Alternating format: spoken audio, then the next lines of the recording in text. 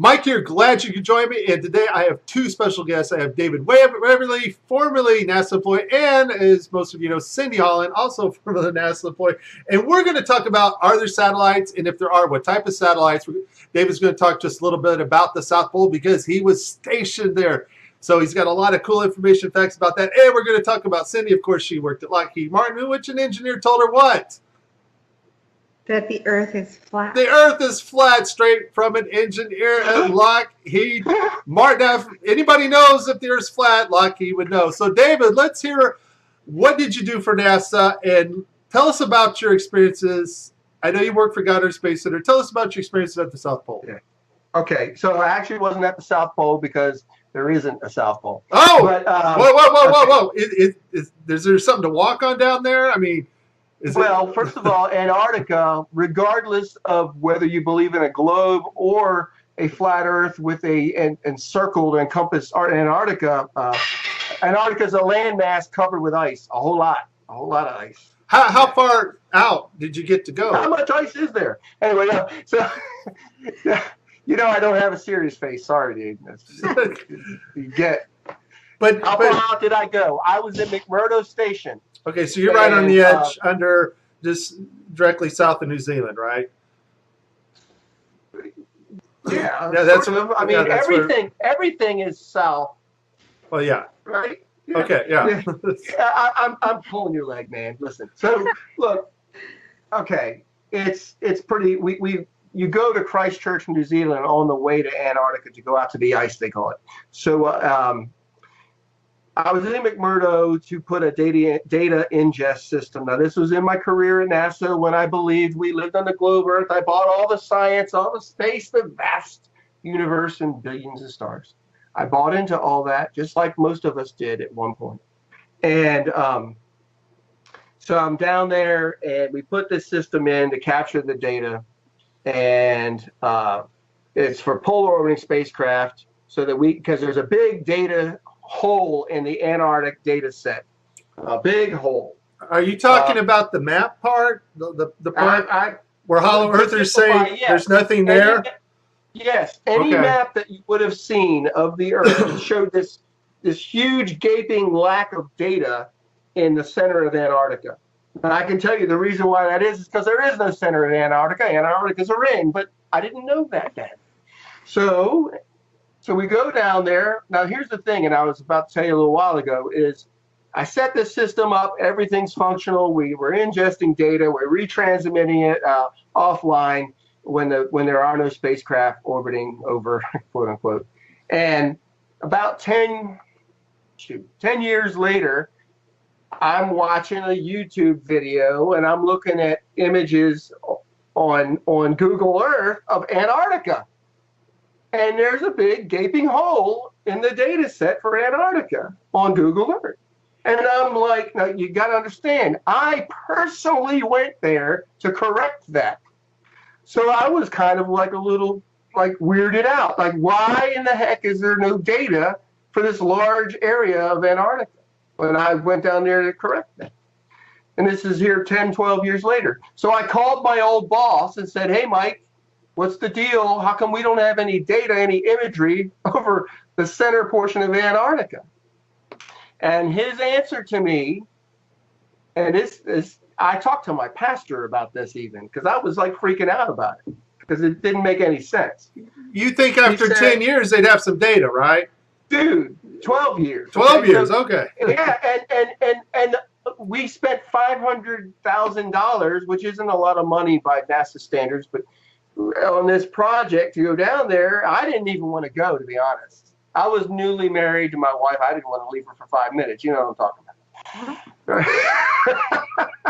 about. So anyway, so I go down. I was lamenting the whole time, you guys. Anyway, so I call Mike and I say, what's the deal with this? And he says, well, Dave, they opted out. They didn't want our data. They got a pipe. They got a fiber optic network from McMurdo to Svalbard. Now, you got to understand, Svalbard is almost the total other side of the world, okay? It's one of the most north places on the quote-unquote planet. Okay. Now, is this a undersea pipe from McMurdo that far? Yes. Fiber Okay. optic pipes Okay. under the ocean from McMurdo Station all the way to Svalbard. Now, even on a flat Earth map, it's freaking far. Okay. So wait a minute.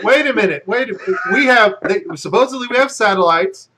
We have all this great space technology. Yes. Why the heck do we need a fiber optic pipe from Listen, McMurdo? that's what I'm getting at. So he's telling me this, and this is what he's telling, and I'm going. Now I don't even think I believe that I knew about flat Earth yet. Then this is what was leading up to my going, holy crap, we're deceived. So I'm on the phone with him, and he's retired at this point from NASA. I'm like, well, that doesn't make any sense. Why the hell? He said, well, they opted out to send the data to Svalbard. That's the Norwegians, okay? And that they would process the data and sell it back to us. What? I'm just saying. So I'm like, okay, this doesn't make any sense at all. Now remember, how many guys can you talk to that said, hey, I personally went down there and put it in a data retrieval system for polar orbiting spacecraft in Antarctica? You hear that every day, right? Well, in the flat Earth community, there's a few. Yes, I know that. Yes. So it's important that everybody understand that you were there to map what's essentially still not there and still not mapped today. That's right. To fill out an area of data, a huge area that was not there. And it's still not. See, here's the thing. He says, well, yeah, they pipe it over the fiber optic network to Svalbard, and then they sell it back to us. Well, it's still a big gaping hole in the data. Hello. So 2017, we have yet to map a portion of one of our continents if the Earth is a globe, correct? And we supposedly, quote unquote, have continuously polar orbiting spacecraft. Guys, listen. There's a whole series of spacecraft that I worked on also, called EOS, Earth Observation Systems. And it was like 5 different spacecraft, and they each looked at different spectrum. One was for atmospheric qualities, another was Terra, anyway. They are all polar orbiters because the whole idea is that the Earth is spinning and these daggone satellites go around and they get a different swath of the world as the Earth spins underneath it. Right, strip data. Again, I'm speaking. Huh? That's called strip data, right? Yeah, and so okay, and from a global perspective, that makes sense, right? Okay, so how come there's no data still from the southern part of Antarctica?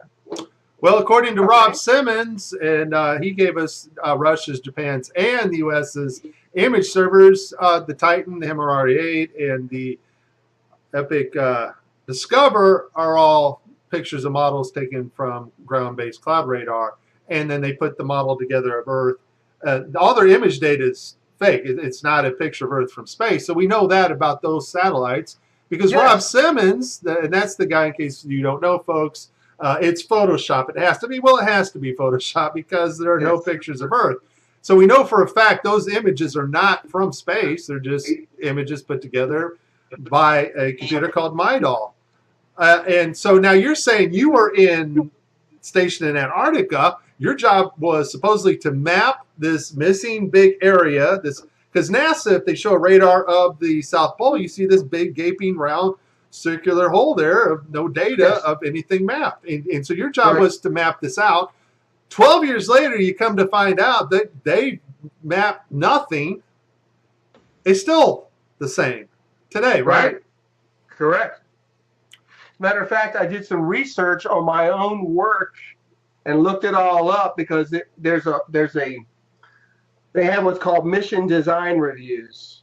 Okay, and Cindy, you probably know about that, right? So I know. Yeah, we had that in our. Yeah. And so they would also look at proposals, whether a mission or a project was viable. And it's a lot of work leading up to before you're ever even able to execute any part of a project. And that's how they raise costs, and people have careers for 30 years on one spacecraft project. But anyway, I'm just saying. I looked it up and I could find all this work that my boss had gone and campaigned with University of Wisconsin and all these guys, and there was all these project plans and proposals regarding this, so why they were going to spend the money, why we were going to go down there and do that. You could find it. It's out there because I looked it up. I wanted to see what led up to why I went there, you know? And basically, his answer does not give an answer because it doesn't make any sense. He didn't answer the fact that there's a big gaping hole in the data still. In other words, nothing mapped. That's what we call a gaping hole in the data. There's nothing there. There's a map of Antarctica on a globe Earth. I used to have a globe in here for joke purposes. On a globe Earth, anybody that looks at it, you show Antarctica. When you look, go to Google Earth, and if you zoom in, you'll notice that the lines from data scans, they converge at the middle and they become nothing. It's just white. There's no data. It's kind of filled in, kind of like the guy who made the Earth image, right? It's Photoshop because it has to be. All right, yeah. Awesome. Now, David, you, Cindy, and I, we were talking about actual what we would call real satellites, not ones orbiting a ball, of course, but real satellites that actually resonate probably on a frequency perfectly in our magnetic field. They have found technologies, and Cindy, you know what you've heard of the TR3, the funny triangle-shaped spacecraft they got. We have aircraft that actually can hover almost indefinitely in tune with our magnetic field. That's what I'm understanding. Cindy, you mentioned a project that you cannot talk about, of course, and we'll respect that. But they are, in most part, what are really satellites, correct? What can you tell us about this, Cindy? Well, I have not researched that particular aircraft myself, but I can tell you that the research that I've done shows us that the satellites that they claim are orbiting Earth are not orbiting Earth. There are not flying around the ball, kept in check by gravity by constantly falling and missing the curve, right? Correct. Okay. That are never seen in any photos, by the way. That's a crazy concept too, that you're spinning around a ball, constantly falling and missing it because you're going 17. Sci-fi movie. Yeah, that's science fiction. Want to create a sci-fi movie? It's a really good topic, but in reality, yes, they're building satellites because I have friends who work for these companies who build them. Yes, sir. There are people who build these and work on these programs, and that's not fake. What's fake is that they're being sent into orbit. That's the part that's fake, and so that's the part that we're researching. We're looking into these anomalies because we know that outer space is not factual. It's created. It's not. It's a sci-fi movie. It's not something that's able to be. You can't go there. Yes. It's we just can't get to the moon. So Cindy, let me ask you, Cindy, I've talked to NASA engineers and they claim, well, I work on satellites. Are you saying that somebody who works at NASA could actually work on parts of the equipment that go on things that are actually going up in the air to hover, orbit Earth, or ride along our magnetic field? Because David, you were talking about they find this sweet spot, a resonating frequency, that they have technology that they can stay up there as long as they stay in tune with Earth's magnetic field. Is it possible employees, Cindy, can build these things and they tell them it's an orbital satellite, but still be functional and be used for maybe one of these platform devices? It's hard to know what they would be used for because we're not in the know. And most of the people who work on these satellites are not in the know. There's no way they would have an idea of where they're being used or how their functionality actually works, but they are building them. I know I have a close friend I grew up with who works at Boeing, and when I first started posting that satellites were fake, she was very upset with me because she works build satellites. Well, a lot of us work with people who build or work on satellites. I've worked for NASA. I've worked for the Air Force. I've worked for Lockheed Martin. I've worked for Raytheon. I've worked in other NASA contracting positions, and we're all doing something. We're all working on projects and programs. The problem is it's a need-to-know basis. Everything is need-to-know. You're told what you're told. You do your job. You come to work, and you retire, and that's pretty much it. So most folks would never know that the hard work that they're doing is not what they think it is. Can I interject on that? Yeah. That idea? Yes. Okay. When I was at Goddard, Mike and Cindy, and anybody listening, there's this environment of, it's a wonderful, almost utopian ideal where you're all doing this great work for the betterment of mankind, and you almost believe this. You really do. And a lot of us at Goddard, it wasn't just a job, it's what we did. I mean, you could sleep there and shower there and shop there. They had a shop, and so they create this environment that's conducive to, nobody starts going, oh, they're keeping secrets from us. I mean, that's so. Anyone listening to this should not think like the people they're kept under a ball and chain, and it's such an utterly amazing work environment that you never stop to think, we're doing something bad. Right. I mean, you're it's a given. You're doing this wonderful work, and everybody's doing their little portion, and then they launch a spacecraft. Ooh, cool. You know. And what he's saying is exactly right. The environment is happy, proactive. They teach you, they train you. Everybody's friendly. I mean, for the most part, I was with NASA for 4 years, from 1996 to 2000. My time with NASA was my first actual career position outside of college.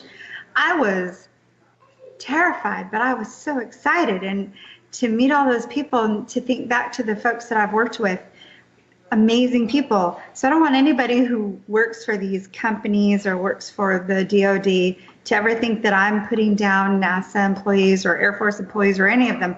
I still have a love for them, still friends with them.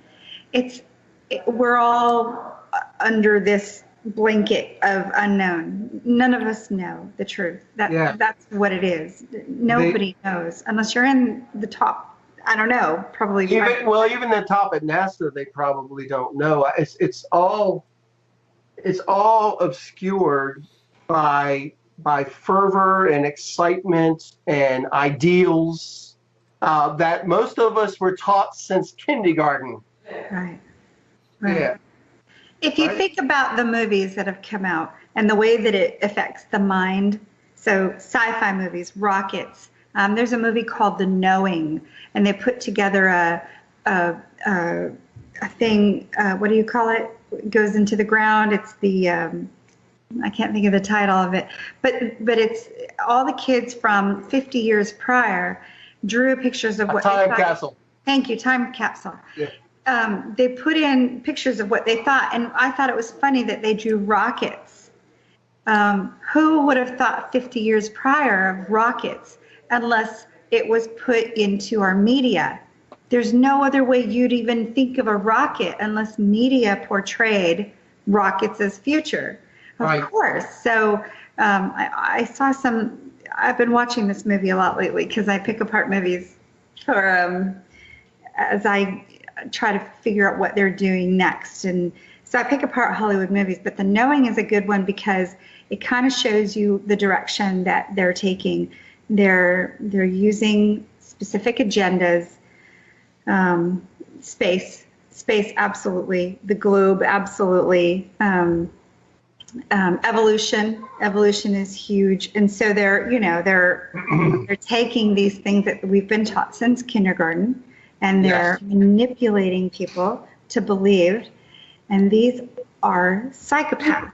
They don't have guilt. They do not have feelings. Correct. They're able to teach these things in schools and in college and all the way up to people who are PhDs. And they know they're false. They know they're fake. There's no proof. It's all theory. But they can do this because it's an agenda, and it goes with their agenda. So, can I add to that? Yes. Okay, this is a scriptural ideal, guys. Is that God says that He will do nothing. Will I do nothing without first telling my servants, the prophets? Mm. Satan or Lucifer or whatever name you want to give him, the serpent, he has these aspirations to be like the Most High. So he also has his servants, the prophets. We call them the media. And so he tells us, they tell us what they're doing through movies, through media, like you're saying, Cindy. So they're laying their game plan or their intent in a whole lot of movies like that. Yeah. You know, guys, this is very interesting, and I shut my camera off so I get a better stream. But you know, when we talked with Rob Simon, he's very honest. He gave us Russia's, Japan's FTP servers, all their model of Earth that they used to superimpose the images on to make it look like they're taken from outer space. Totally straight up honest about what map projections you use, and he gave us that website and how to configure the map that they use for different projections and things. When you talk to other NASA certain employees at certain departments, they straight up tell you, oh no, it's not this and this. And so none of it leads to outer space or you know, living on a spinning ball and traveling 483,000 miles an hour. What it tells me, though, is that it seems like there's a separation between the people doing the work at NASA and a media conglomerate or a other type of government that does the faking part, the part where they take you in on the ISS and fake, you know, weightlessness through the HoloLens technology JPL is working with right now, or telemetrics that they've contracted, and that allows them to bring in actors from any place over the world and put them on the same set. It's almost like the stuff that these engineers are building are actually used and put on these platform type what we'll call satellites, just for a better lack of term right now, so they can look at the Earth and get cloud cover and things. They're heavily interested in our magnetic field. We'll probably talk about that in another video. We'll talk about the sun in another video and how the eclipse, nothing blocked the sun. But it almost seems like there's this other type of government thing going on that's sort of separate from NASA. It's like NASA has another division that we would call liars and deceivers, you know, part of NASA. And then we have the people that actually do real work and real technology for NASA. That's what it's looking like. What are you guys' thoughts on that? Absolutely. Again, the mass of people, and they are many. There was between 17,000 and 35,000 at Goddard at any one time throughout the history of Goddard. All of those workers, like Hubble was built in our clean room at Goddard, right? It never enters their mind that what they're doing is going to be for deception. They think that it's for science, for knowledge, for the betterment of mankind, so that we could understand how we were created, right? Which the very thought of that's kind of insane, but anyway. What do you got to say to that, Cindy? Can you please repeat what you just said, David? I said that that just at Goddard alone, there's a lot of people that work for NASA in its entirety, that work who are engineers and scientists and other support personnel supporting all of that infrastructure. That at Goddard alone, there was between 17,000 and 35,000 people just working at Goddard. Okay, so when I was at Dryden, and it's not called Dryden Flight Research Center anymore, they did change the name not too long ago. I don't know what the new name is, but when I worked there from 1996 to 2000, we had to go through Y2K. And because I was an IT support person, I know exactly how many computers there were. I'm going to give you a basis. It was 2,500 computers that I had to fix prior to Y2K, which is, you know, everybody remembers Y2K. If you don't, you need to go research it. But So I can tell you, we had approximately 2,500 computers, which equates to approximately 2,500 folks. If I had to guess, based on my experience in those 4 years, as a truther now, and I became very awake in 2009 to most truths, and I became aware of flat Earth in May of 2016. So I have many years as an awake person. When I go back and I think about the photographers who were in the office next to me, who came out of the building and said they couldn't believe people believed in the fake moon landings. That was in 1997, 98. I don't remember the exact date. I just remember it happening. So wait. NASA employees that are in the know are going, I can't believe these people bought into that moon landing crap. Oh, guys. This is what I overheard, yes. No. You just reminded me of something I mentioned the other day to somebody who was like, oh, a pastor friend of mine. At Goddard, we had a digitization project in the education office. A guy named Dr. Bob DeBreese was the head of education at NASA Goddard. I did a lot of education outreach, but I was also technologically adept, so they would include me in these extra projects. We were going to digitize all the lunar lander and all of the Apollo mission stuff they had in archive, and it was missing. It was gone. Oh, boy. Okay. and I remember, but here's the thing.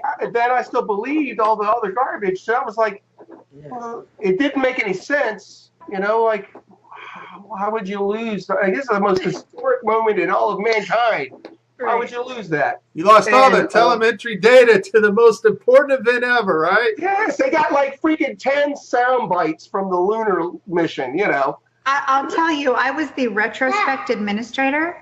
Retrospect is a system that we used to back up computers for the whole facility. So this is dating myself, obviously, because retrospect is, I think it's outdated. I don't think anybody uses it now. But if you look in history, you will see that retrospect was the technology, the app, basically. We didn't have Windows. This was a long time ago, so it was different. But we used a system called retrospect to back up computer systems.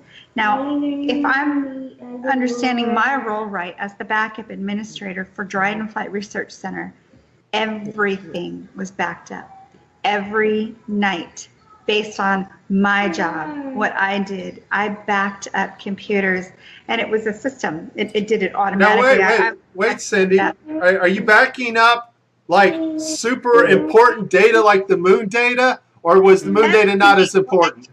And everything that was on they're personal freaking MP3s. So we can lose the moon data, but we're backing up everybody that swiped their key card for the last 20 months, right? Yes. Okay, I got just as long as I understand NASA's priorities. Gotcha. Yes.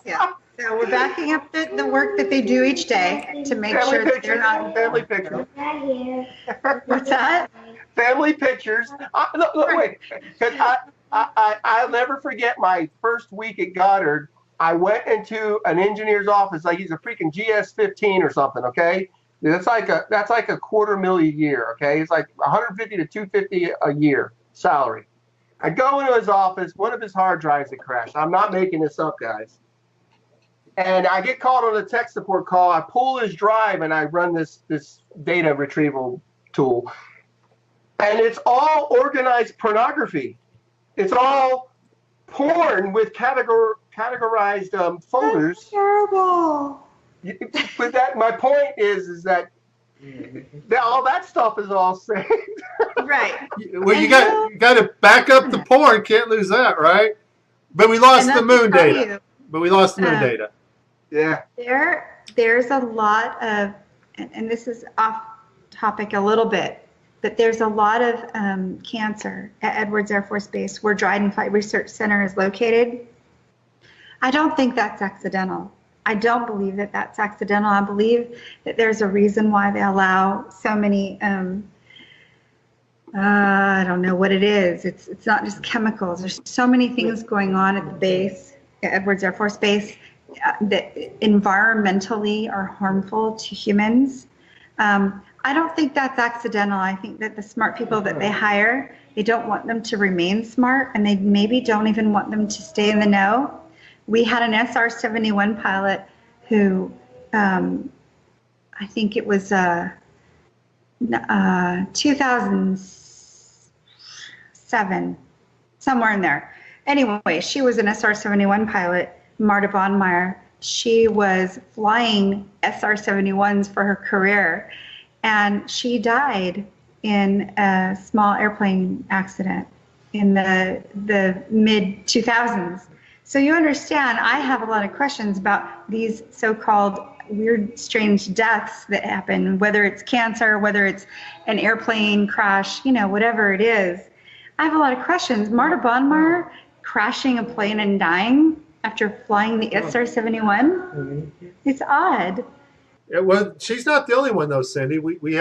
There's YouTube videos about a guy that worked in Antarctica, supposedly found out something. It seems like if you're a type of person that they can't trust, and you have information that need to know information only, it seems like some of these people are dying mysteriously or disappearing even, right? Or they're having mental issues that cause them to have to take or to be prescribed, not have to take, but Correct. be prescribed drugs that alter their mind to the point that they're practically useless. Correct. Yeah, that's a good setup, right? Because, you know, somebody comes clean, like you guys, whistleblowers, you know, and they go, well, they're doing this and this and this. But then all of a sudden you can go back and say, well, we have their mental history here. Yes. And they're not, nuts. They're nuts. yeah, they're nuts, and they're not really saying the right things. We are taking care of them. We have them on medication, but they're just saying wrong things. And so we can discredit that way also. Yes. And so there's, you know, people are always wondering, well, where are these NASA employees that are saying the Earth is flat? Folks, I got 2 NASA former employees right here on video that know for a fact, from what they learned from NASA and what they've studied out themselves, that the Earth is indeed not a spinning ball. Amen? Amen. And I know, And Cindy, I know that you got family to tend to right now, and I would like to make some more videos with you guys because, David, we still got to talk about planes flying along a magnetic field of some type because we know everything's based on electromagnetics. We know that. We know from the eclipse that the sun and moon are just projection lights, and I'd like to hear you guys' theory about that. Cindy and I got some photos to show, so the next video I'll bring those photos. Cindy and I do not agree on everything, and that's great because we need that. We need not to be on the same page and beat the same drum. What we need is to research the information and bring forth ideas and share with one another. And most importantly, as flat earthers, folks, we need to get along. I can't stress that enough. There are no shills and gatekeepers in the flat earth community. There is no such thing as that. Nobody has the key to the whole thing, and they're just hiding it from us, okay? It's not even possible. And, you know, and I get so mad. Yeah, I don't share the views of maybe Jaron or Bob or even Cindy. I don't share all her views. But I can tell you she is not a NASA gatekeeper, and I can tell you she's not a shill. She's very genuine. She is serious, and most importantly, she loves the Lord Jesus, and so does you and myself, David. Amen. And I'm so glad that you guys had a chance to watch this video with us. Are we I think we could even do a series, Mike. You want to do a series, David? Thinking about all the subjects that we've discussed today, just on our own, aside from the recording. Honestly, if your listeners are interested, I'm open to doing a series and doing different subjects on each one. Yes. Well, David's already got a YouTube channel, and you're going to have a YouTube channel, Cindy. So I want to call it Cindy Guns. Cindy Guns. We'll just whatever, but you know, it's just something cool, something dangerous sounding, you know. Well, hey, Mike. I would love to be involved in a series, but I'm really shy and I don't like to talk a whole lot. That's a bunch of caca, David. I'm pretty sure you're lying like NASA right now. Yeah. Yeah, well, no, because David, you had some good points about planes. I'd like to talk maybe about planes like the TR-3, which Cindy didn't know about, but I got pictures of one.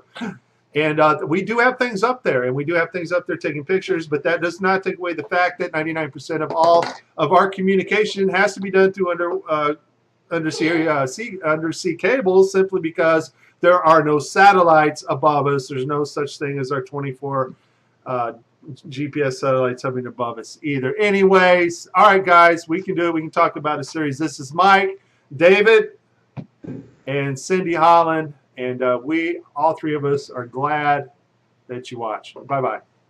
Bye. Thanks, guys. God bless.